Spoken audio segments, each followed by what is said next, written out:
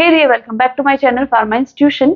सो आज हम बात करेंगे एंटीबैक्टीरियल ड्रग्स के अंदर लास्ट कैटेगरी की, दैट इज मैक्रोलाइड्स। तो मैक्रोलाइड्स से पहले मैं sulphonamide, fluoroquinolones, quinolones, tetracycline, penicillin, cephalosporins ये सारी ड्रग्स के ऊपर वीडियो बना चुकी हूँ। उसका लिंक मैं आपको डिस्क्रिप्शन में दे दूंगी, आप चेक कर सकते हैं। सो मैक्रोलाइड्स के बारे में आज हम डिस्कस करने वाले हैं। मैक्रोलाइड्स बेसिकली एक मैक्रोसाइक्लिक लैक्टोन रिंग होती है जो कि शुगर्स के साथ अटैच रहती है और ये एंटीबैक्टीरियल एक्शन शो करती है। इस कैटेगरी के अंदर अलग अलग ड्रग्स आती हैं, जैसे कि हमारी इरिथ्रोमाइसिन है, एजिथ्रोमाइसिन, क्लेरिथ्रोमाइसिन, रोक्सिथ्रोमाइसिन और स्प्रामाइसिन। अब इसमें जो इरिथ्रोमाइसिन है बेसिकली ये एक तरीके से नेचुरल तरीके की एंटीबायोटिक होती है। बाकी सब आपको जो दिख रही है एजिथ्रोमाइसिन, क्लेरिथ्रोमाइसिन, रोक्सिथ्रोमाइसिन, ये सारी की सारी सेमी सिंथेटिक तरीके से बनती हैं। ठीक है। अब जो इरिथ्रोमाइसिन है इसको बहुत ज्यादा यूज करा जाने लगा था जब पेनिसिलिन की रेसिस्टेंस हुई थी, तो उसके बाद इरिथ्रोमाइसिन को ही बहुत ज्यादा यूज किया जाता था। बट इसकी भी कुछ लिमिटेशंस थी। लिमिटेशंस क्या थी? एक तो इरिथ्रोमाइसिन को जब हम ओरल रूट से देते थे तो ये अनस्टेबल होती थी, क्योंकि एसिड में जैसे ही इसको ओरल रूट से देंगे तो एसिड की प्रेजेंस में ये खराब हो जाती थी, जिसकी वजह से इसका जो मैकेनिज्म ऑफ एक्शन है वो अच्छी तरीके से नहीं आ पाता था। ये इसकी एक लिमिटेशन थी। दूसरी लिमिटेशन थी कि ये ज्यादातर ग्राम पॉजिटिव बैक्टीरिया के लिए अपना एक्शन दिखाती थी, ब्रॉड स्पेक्ट्रम नहीं थी। ठीक है। और इसका जो मैकेनिज्म ऑफ एक्शन का जो टाइमिंग थी वो भी बहुत कम थी, तो इसकी बार बार रिपीटेड डोज देनी पड़ती थी।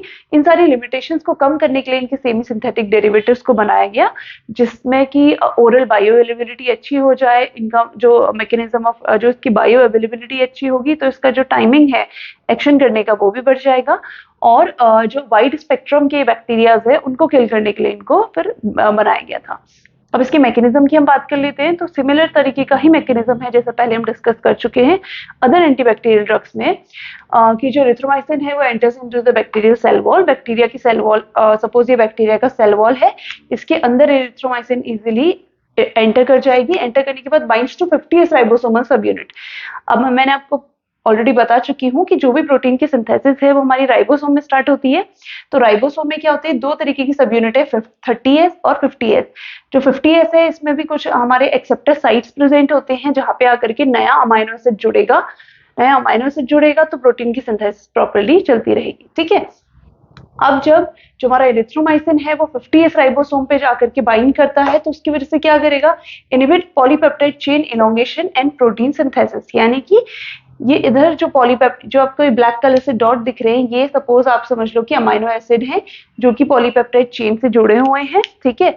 ये सब मिलकर के क्या करेंगे? एक प्रोटीन का फॉर्मेशन करेंगे। सपोज एक प्रोटीन फॉर्म करने के लिए 10 अमाइनो एसिड चाहिए, तो अभी यहाँ पे 6 अमाइनो एसिड्स है, दैट मीन्स कि 4 अमाइनो एसिड्स की नीड और है। ठीक है।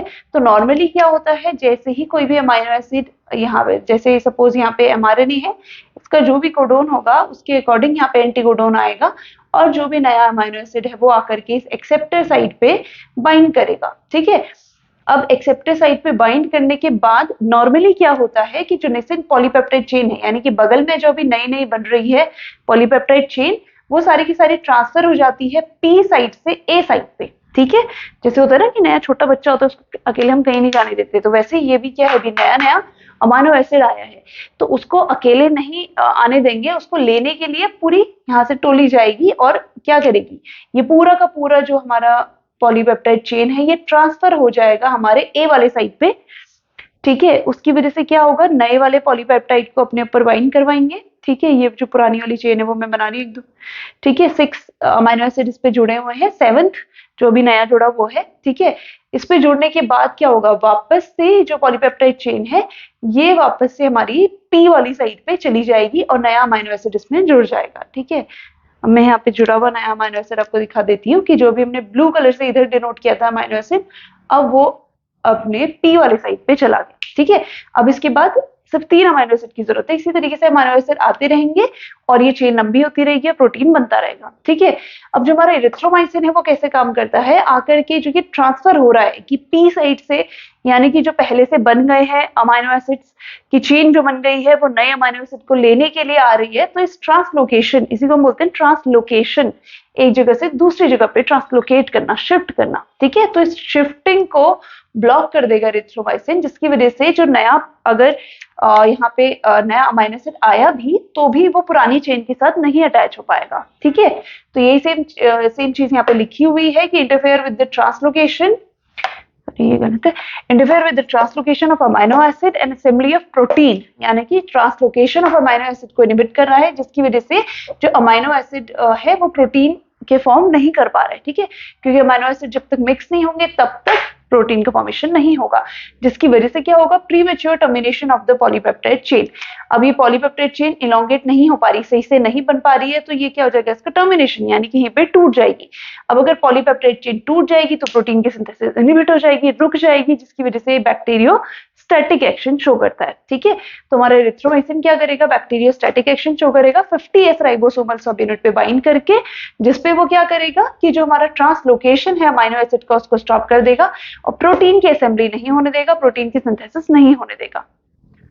नाउ एरिथ्रोमाइसिन के एडीआर्स की हम बात कर लेते हैं। तो वैसे तो काफी सेफ ड्रग है, कुछ ही इसके जीआई एडीआर्स देखने को मिलते हैं, जैसे कि एपिगेस्ट्रिक पेन यानी कि पेट में दर्द, ओकेशनल डायरिया हो सकता है, उसके अलावा हाइपरसेंसिटिविटी रिएक्शंस ये शो कर सकती हैं। बहुत ज्यादा हाई डोज जब इनकी ले लिया जाए तब इस केस में ये हेयरिंग लॉस करेंगी। नेक्स्ट आ जाते हैं इनका drug interactions. So basically enzyme inhibitors हैं, पहले भी हम बहुत बार डिस्कस कर चुके हैं कि एंजाइम इनहिबिटर्स ऐसी ड्रग्स होती हैं जो कि लिवर में मेटाबोलाइजिंग एंजाइम्स को इनहिबिट कर देती है, जिसकी वजह से अदर ड्रग्स जो है उनका मेटाबॉलिज्म नहीं हो पाता है, तो ब्लड में उनकी कंसंट्रेशन बढ़ जाती है, जैसे कि plasma concentration of theophylline, chlorpromazine, valproate और वारफरिन, इन सब की प्लाज्मा ड्रग कंसंट्रेशन को ये बढ़ा देती हैं, जिसकी वजह से टॉक्सिसिटी भी हो सकती है इन सारी ड्रग्स की। डोज होती है 250 से 500 mg पर 6 आवर्स, हर 6 घंटे में इसको वापस से देना पड़ता है।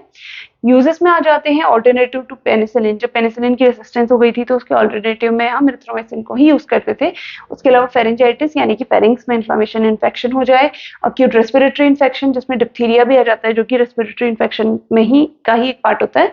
उसके अलावा टिटनेस में यूज कर सकते हैं, सिफिलिस और कैंक्रोइड, ये दोनों ही एक तरीके का जो रिप्रोडक्टिव सिस्टम से रिलेटेड इन्फेक्शन होते हैं।